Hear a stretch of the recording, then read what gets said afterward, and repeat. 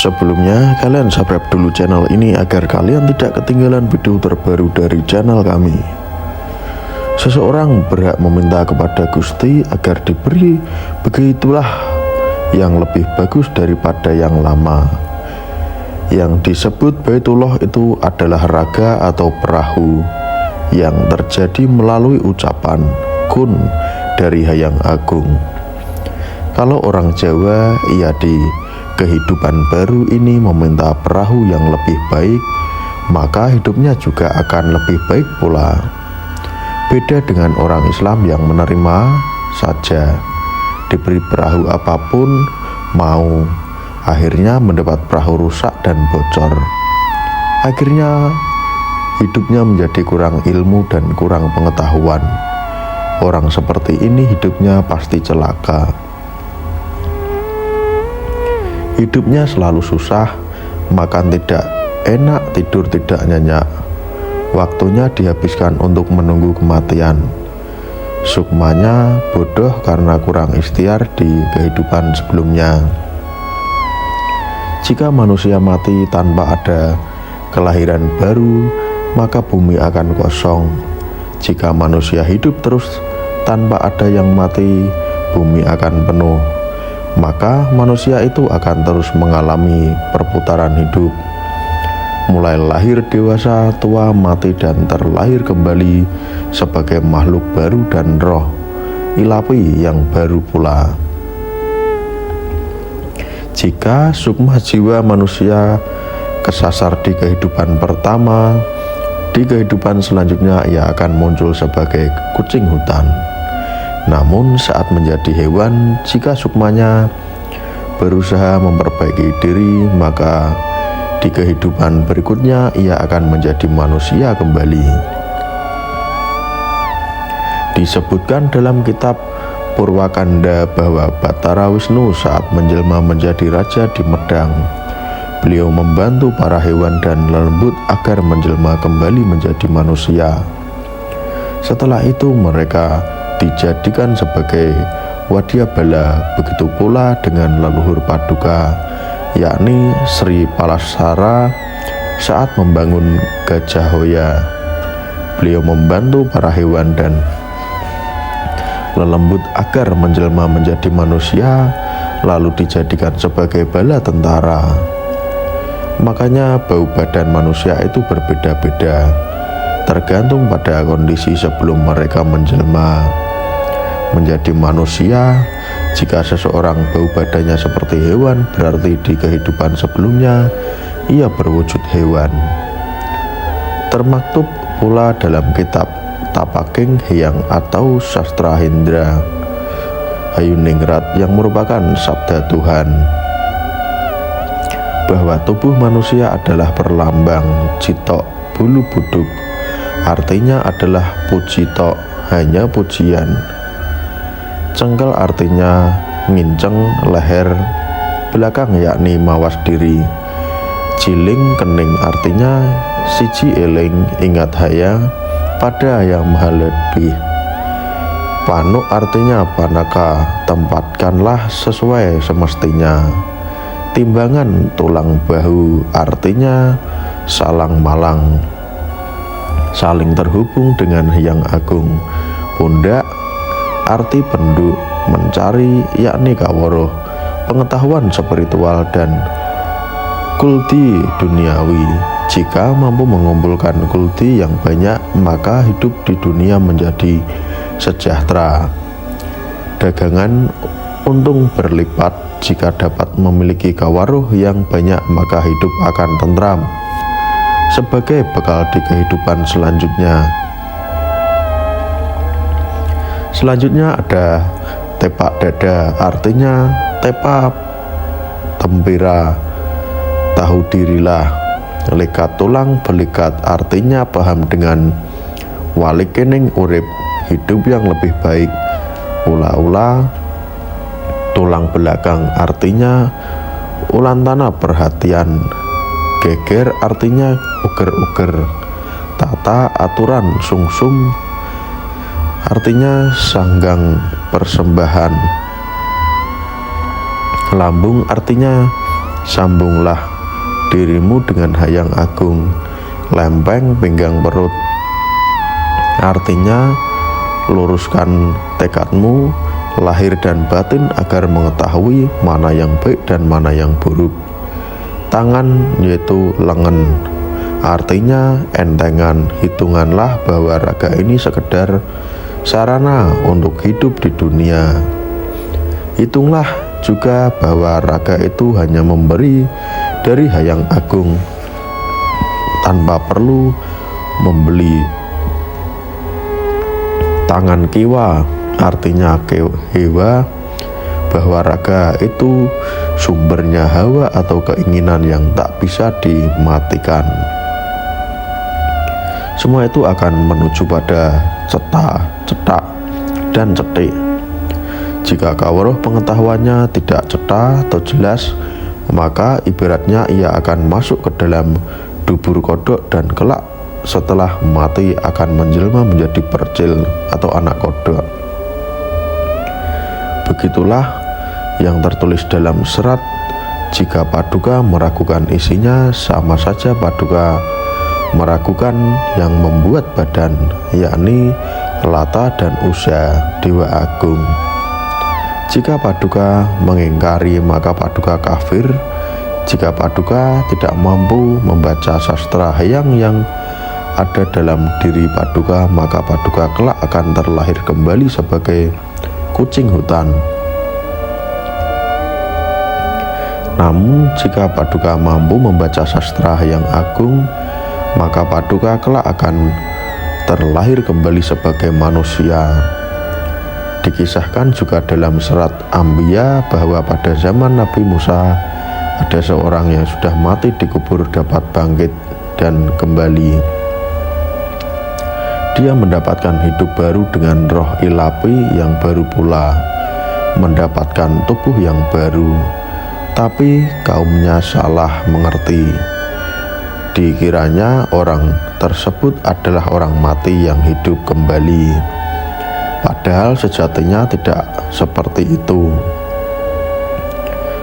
Adalah pemahaman yang keliru.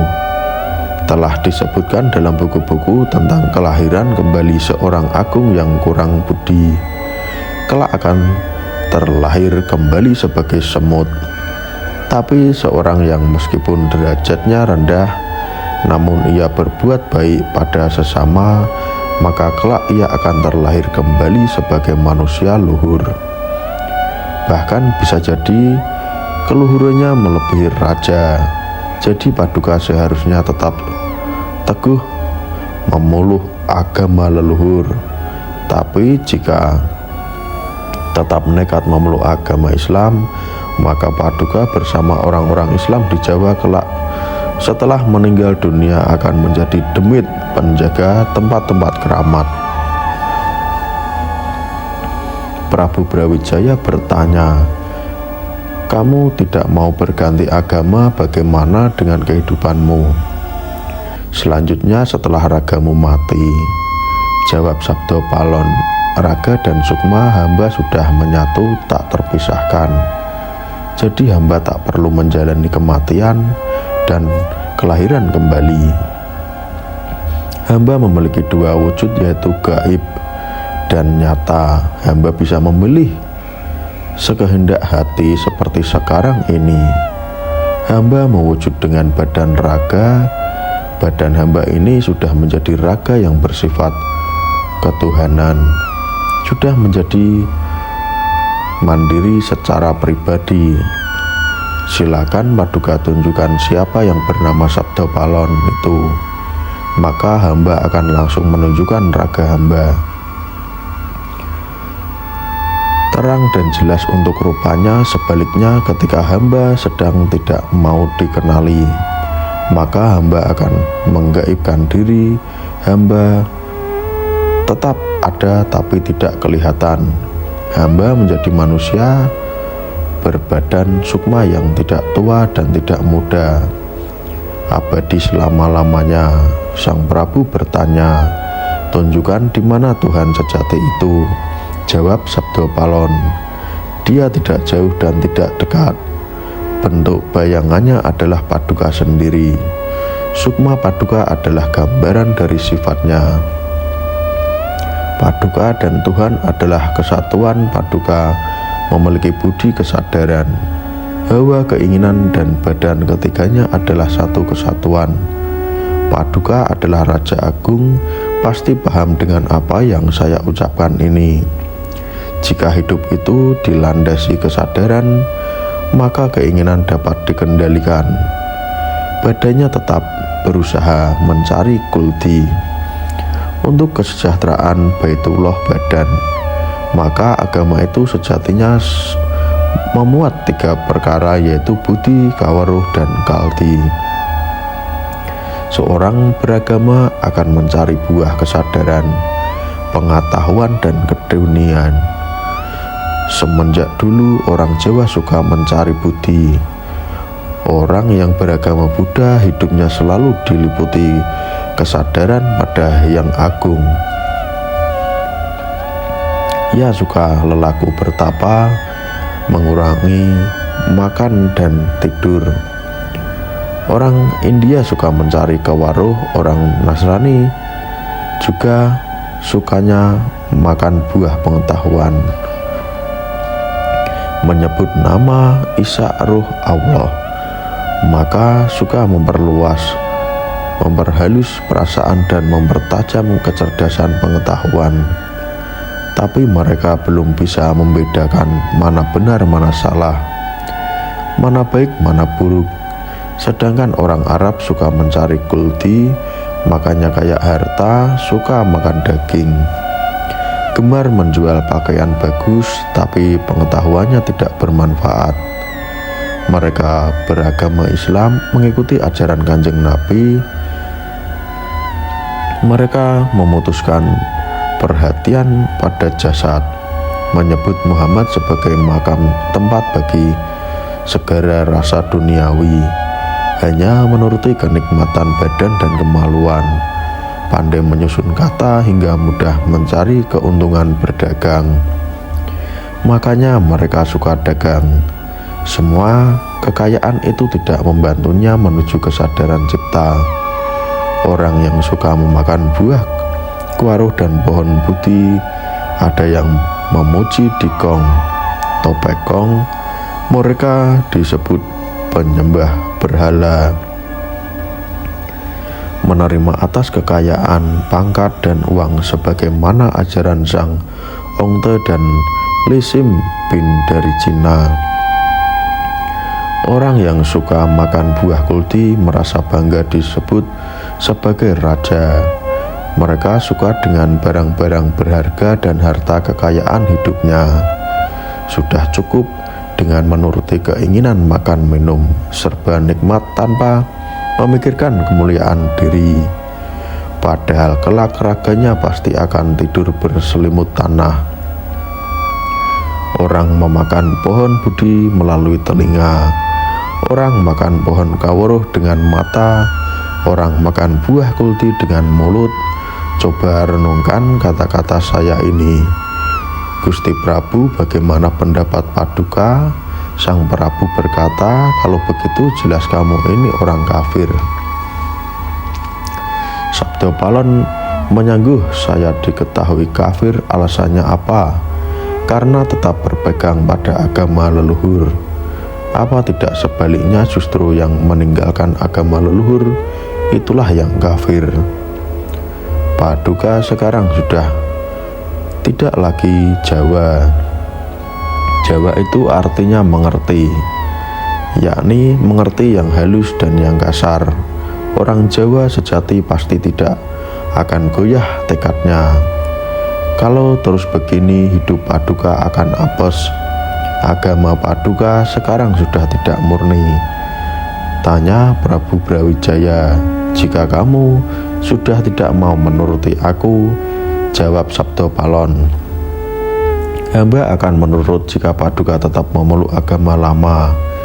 Tapi jika Paduka bersih kukuh memeluk agama baru, maka saya tidak akan patuh. Sebab Paduka berganti agama tanpa meminta pertimbangan hamba. Apa Paduka lupa dengan nama kami berdua? Sabdo Palon artinya ucapan, Palon artinya teguh pendirian, Naya artinya wajah, Genggong artinya langgeng, tak akan berubah. Jadi ucapan saya ini adalah gambaran yang teguh dan tidak pernah berubah selamanya. Kata sang Prabu lagi, duh bagaimana ini? Aku sudah terlanjur masuk Islam, disaksikan oleh si Syahid. Aku tidak mungkin membatalkan keputusan, itu akan menjadi bahan tertawaan seisi langit dan bumi. Sabdo Palon mengakhiri kata, silakan Paduka menjalani, kami berdua tidak ikut-ikutan. Kalau saya teruskan perdebatan ini, ibarat nguntur balung tanpa isi. Tidak ada gunanya sama sekali. Apa pendapat kalian tentang video ini? Silahkan beri komentar di bawah ini.